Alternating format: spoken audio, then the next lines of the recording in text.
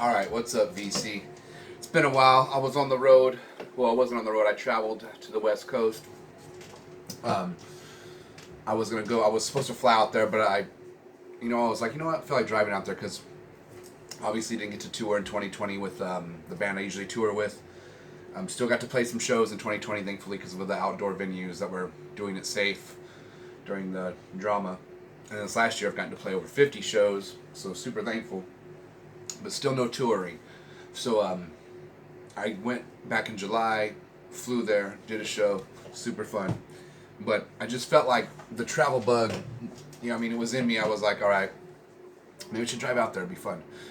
And the good thing I decided to, because like the day I would have flown out there, my original flight time, I ended up driving out 2 days later after that. But anyways, the whole flights around that time, like over 2,000 flights got canceled because there was a bunch of airplane issues. So my flight would have got delayed for a few days, probably like everyone else. So yeah, it worked out that I drove anyway. So that all being said, and my dog, okay, this is cranky. Hey, come here. Hey, drop it. She likes to mess with the laundry. So, you drop it. Hey, you drop this. Thank you. All right. She knows when I'm talking on the camera, I can't get her. She's like clever about that. So I'm all hyped up. I got back home. It was about over 60 hours of driving. It's like 30 hours to get there. A little over 30 hours to get back. Got to see my family, my friends, all that good stuff. I got to, on the way there, stopped in Phoenix, stayed at my good friend's place that, this couple that had been married for a while. That I was best friends with both of them. We all knew each other way back in the day, and they got together back in the day and they've been married for a while now, since time has gone by. But got to spend some time with them, and my friend took me over to the In Groove in Phoenix, and got a couple records as I showed you, the Bad Brains and the Witchcraft. Now, the only bad thing I gotta say, nothing about the store. The store was awesome. The Bad Brains has it jumps on one song on She's Calling You. Luckily, it doesn't skip over and over again. It just kind of jumps. Like there's like a little spot in the groove that's a mishap or something happened. But it was a good deal for it, and they might have known that, and that's why it was for a pretty good deal. And if they didn't, no big deal. The whole album plays great besides that one little thing. And so I can't complain, even though I think I just did. And so, and then Witchcraft, that album plays all the way through perfect. Really good mix on vinyl. Sometimes you have the CD, sometimes you bump the CD a lot first, you'll get the vinyl and you're like, wow, they didn't do the best job on the vinyl mix. Sometimes it's a lot better. And this one, it was better. Definitely noticeable. So stoked on that. But I did go to my honey hole, this spot on the West Coast that it's near an area where jazz was just relevant back in the day. I don't know if it still is, because it seems like in this jazz section in the record store no one even goes to. So that's why they have so much stuff there still. So I'm going to show you what I picked up from there. But I got to stay at some neat places. I was just sleeping in my van. I have a bed in my, well, it's a van, you can sleep anywhere in there. But we had built a bed for one of our roadies a couple tours back. And our last tour, actually, in 2019. And we ended up using it for equipment more than anybody slept on it. So this time I was using that. So I slept at the wharf in Monterey for a night. I slept in Fort Stockton at a Love's truck stop. I got to stay at Joshua Tree National Park when I was coming back. Stayed somewhere else in New Mexico. Just sleeping in the van, traveling. Super fun. So anyways, yeah, got to do that stuff. So here's some of the records I got, though, at that Jazz Honey Hole. And I was specifically looking for, you're gonna laugh at me. I was looking for like some Jan Gabarek, because it seems like a lot of the common denominator on the ECM seems like be Eberhard Weber or Jan Gabarek. Those like the two, just on a lot of the other albums. And Jan Gabarek, his saxophone playing, his horn playing, whatever, it just always stands out. So I started thinking about it. I was like, I don't think I have any of his solo stuff. So luckily I found this album, Paths and Prints. You know what it is? Yeah, Paths, Prints. Prints. Not like printing something. Like Prince. Yeah, I can't even say the difference. Prince. All right. And this is what's playing in the background. Hopefully it doesn't get flagged. I got it turned down pretty low. This is a really good album. And stoked to find it. It's a promotional copy. It's not a white label promotional copy, but it says has a gold stamp.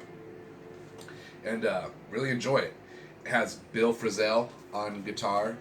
And his guitar playing is very distinct. So distinct, that album, Charles Lloyd, the Tone Poet album. This has a very similar vibe, and it's, Bill Frisell, his playing stands out so much to this album.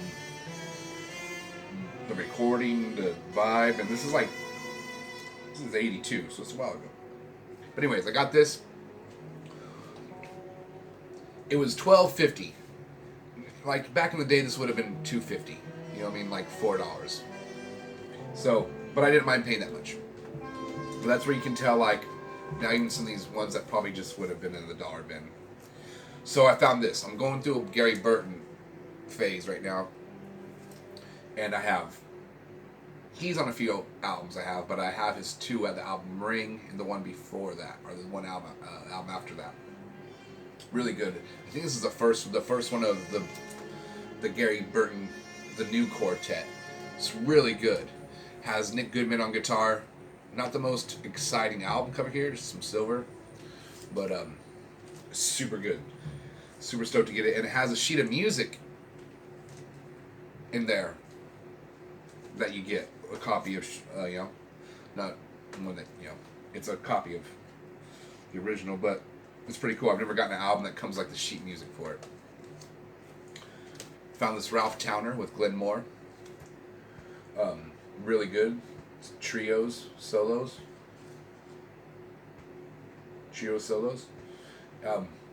Really good. Really enjoyed this. I've only listened to it once all the way through so far, but it's good. And again, $12. So still a good deal, but again, this would have been $4 back in the day. And most of you know that. Most of you my age and older, or maybe even a little bit younger, know this if you've been in the game for a while. And then the last one I got, this Ralph Towner, Diary.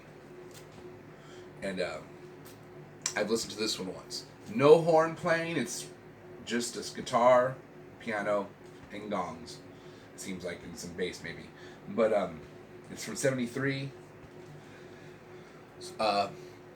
Don't like it as much as Solstice, but I've only listened to it once, so maybe after I hear it a few more times, it'll grow on me. But there was some other albums there, a couple other ones I could have probably souped up. There was a John Coltrane there. I can't remember which one, but it was a little bit pricey, I think. Anyways, I didn't get it. So I did pretty good considering. Let me flip the record over.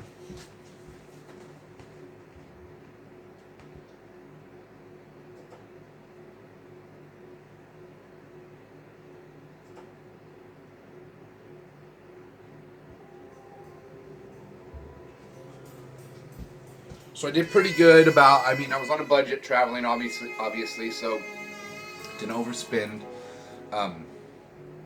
I got 6 records while traveling. I was in Prescott, Arizona, and there was a really good record store there apparently, and I was going to stop there, and I was stoked because, I had trying to get back. So I did pretty good, but when I got back here, of course, it was actually my birthday a couple days ago, so as a little gift to myself, I got a couple of little records. So I just got this a while back. I ordered one, but it was on black vinyl, just the normal one. Sounds great. I was stoked with that. Well, my local spot, before I left for my road trip, let me turn this down, it's definitely gonna get flagged here. Hopefully it doesn't. I got this, stoked about it. Right before I leave, my local spot posted they got one of the pink ones. And I was like, shit. And I used to not give a shit about colored vinyl. But I have the 45 of their single horses on pink. So I was like, it'd be cool to have the matching one, and it is a limited one. But they got this before I left, so I didn't try to get it. When I went there yesterday, or the day before yesterday, I was like, I wonder if they have it, just out of curiosity in the used section. They still did, and I was like, shit. So I got this one. Stoked. It's a pink one. It has a damn gold stamp, but the inside of the case is a little messed up on the crease, like way worse than my Miles Davis one. So I'm like gonna turn the other one in, get some money back, exchange it for different, because I don't need two. But then I seen the case is messed up on this one, so I was gonna swap them. But this one has a gold number, so you don't want to ditch this from the gold. So I was like, oh man. So I left this one with the case it came with, even though it's kind of messed up on the inside when you fold it out. I know you guys are like, some of you are like, it's just about the music. Fuck the case. I totally agree. There is a collector side of me that is weird. So, and maybe some of you can relate to that. Throw a comment if you have a similar situation. So now, the one that is the normal one, black vinyl, the case is great. The album plays great. So I almost don't want to sell the other one because it's in perfect condition. So I got both of them. But I don't. Do I need both of them? No. Do I want both of them? Yes. So what will probably happen, I'll keep both of them for a while until I'm low on funds and I want to get this record and I'm trying to save my money. I'll exchange the normal one in and probably, obviously save this one. But who knows? It's cool having two. You know what I mean? But was stoked to get the one that they put the limited number of out. I'm sure both technically are limited. Just one has a number showing that it's limited and it comes on the pink vinyl. The other one is on the black vinyl. Which, technically, that's what I usually I prefer just give it to me normal. Because that's usually how it sounds the best in my opinion. Sometimes I've gotten some ones like the pictured vinyl, we always know, those are horrible. Tons of surface noise. But even some of the ones that are swirl, like see-through, you could hear some surface noise a little bit more than just the standard traditional black vinyl. But that being said, they've done a good job of some of the ones that are color.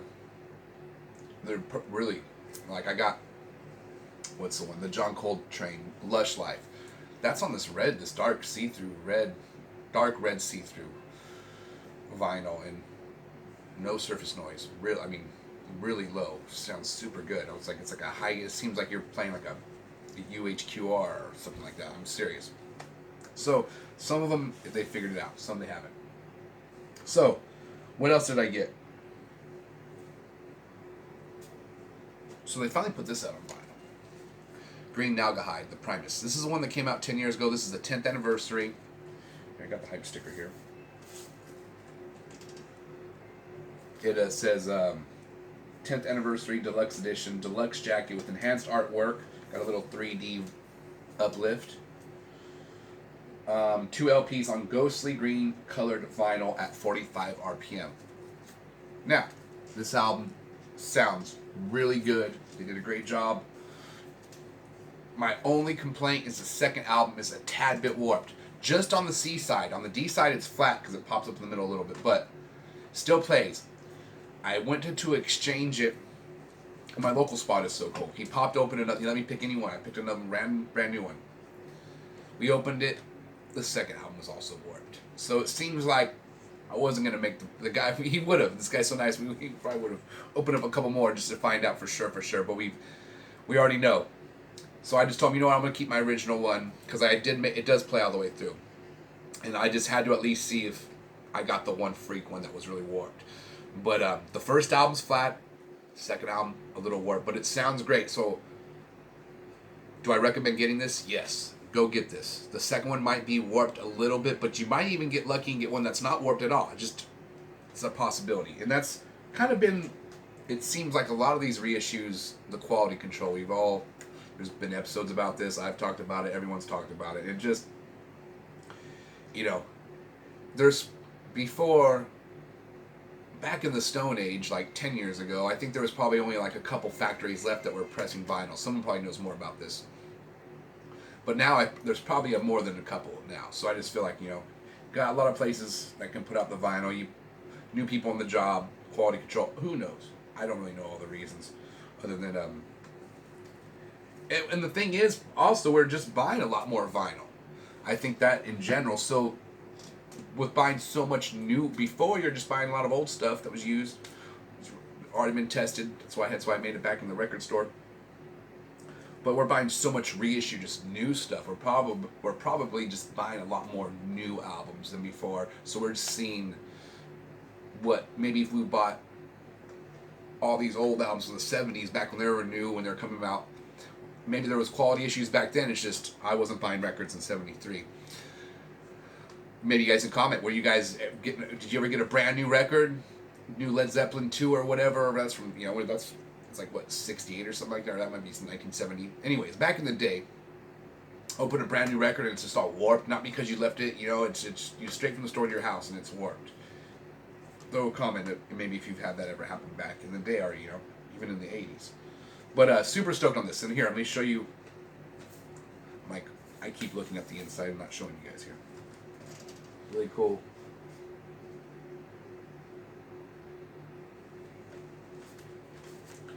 Kept it just like the CD case, basically.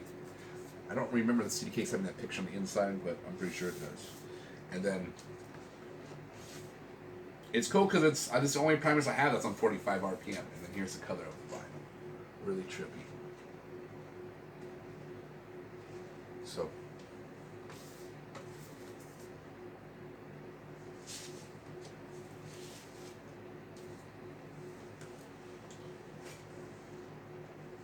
Was stoked. I've only seen one copy of this that someone had posted. I've never seen in person. Noble Records had gotten a copy of this a while back, and they had posted it on his Holy Moly wall. And I was like, oh shit. And I actually messaged him because I didn't know that they don't sell online, or at least I don't think they sell like the really neat stuff. It's first come first serve in the store, which I think that's awesome because.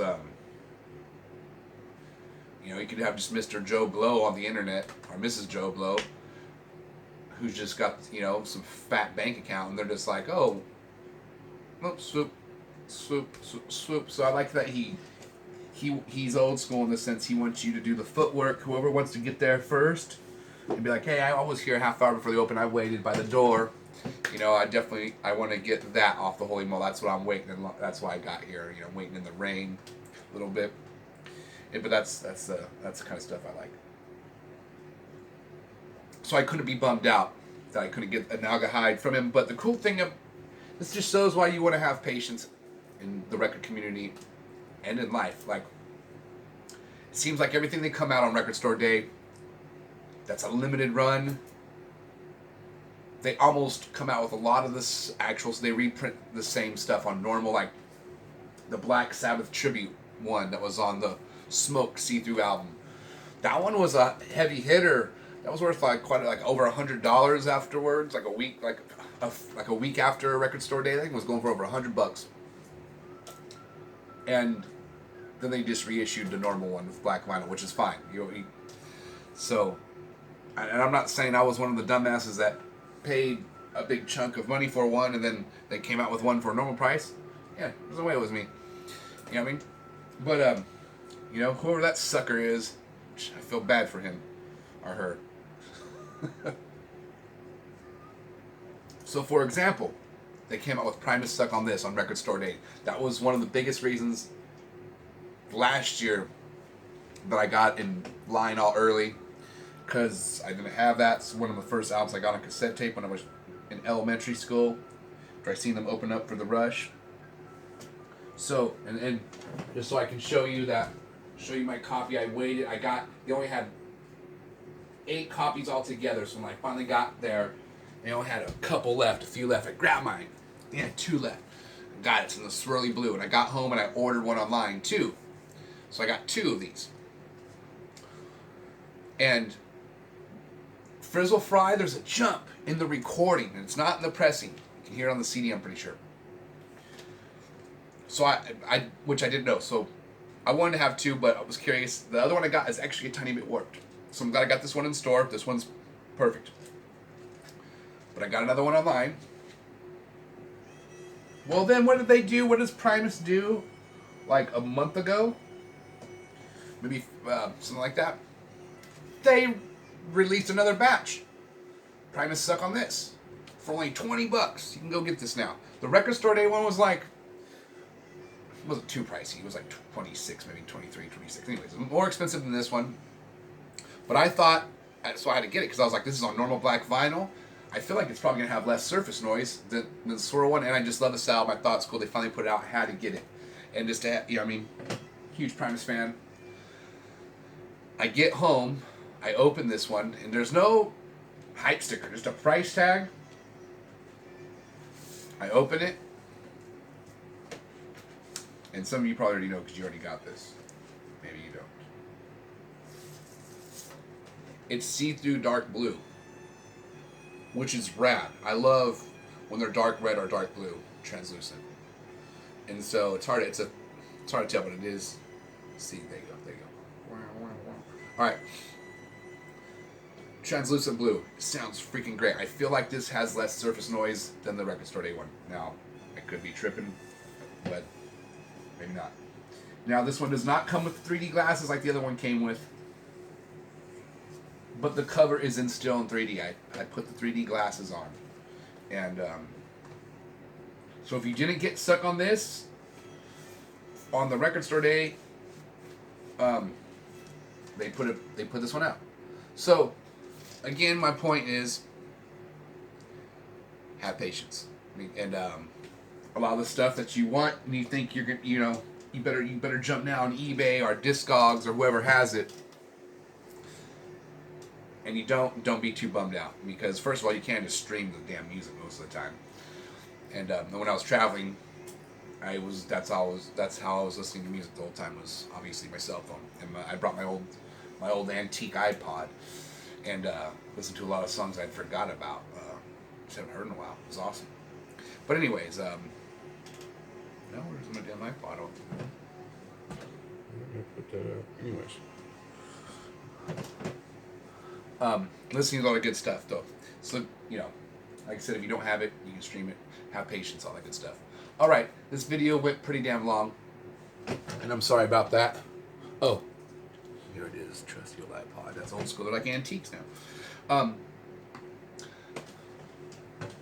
Sorry, I shouldn't apologize, but I wasn't abandoning the VC. Just busy. I'll always be a part of the vinyl community, and even if I'm not posting videos, I'm still, I got you guys' back, and I hope you got mine. So, that being said, like and subscribe if you enjoy these rants. Thank you to all the people who have subscribed. The fact that even more than one person watches my videos, which I think originally was just like, my mom or my bass player. That means a lot to me. So, stay positive, play lots of vinyl, and I'll see you guys next time. Bye.